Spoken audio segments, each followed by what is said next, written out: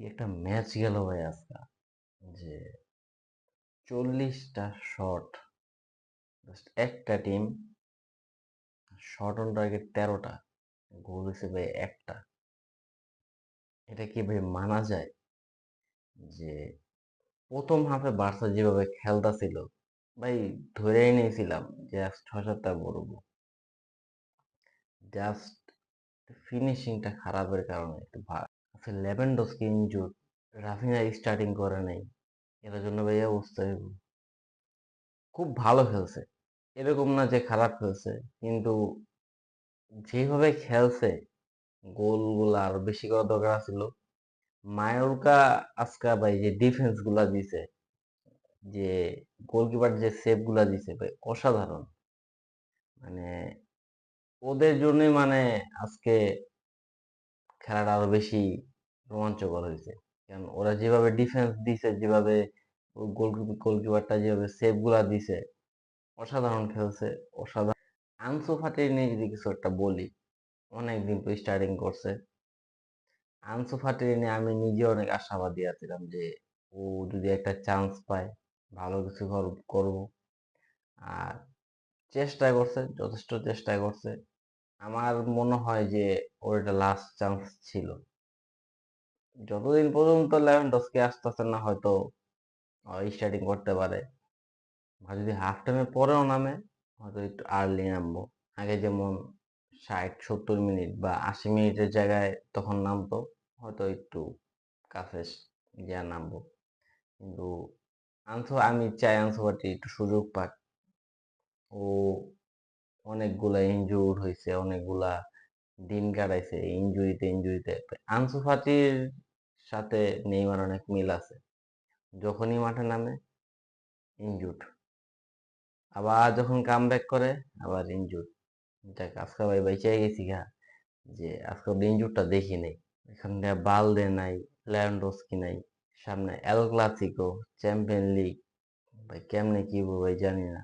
মানে মাথায় ঢুকতেছে না। রাফিনহারে আর কুন্দেরে বা ডিয়ং, ওদের আজকে পরে নামানো হয়েছে, এটা বোঝা যায়, কারণ সামনে এল ক্লাসিকো 26 তারিখ রাত্রে। তো এটার জন্য হয়তো ওদের পরে নামানো হয়েছে, বা যেমন আছে কুন্দেরে নামাই নেই। আর ইয়ামালের যে ফিনিশিং গুলা, মানে আমি বুঝি না, ওই যে কুতকুত খেলে নাকি। মানে ও যেভাবে ডি বক্সে যে ওর জানি কি জানি হয়ে যায় ভাই, আমি নিজেও বুঝি না।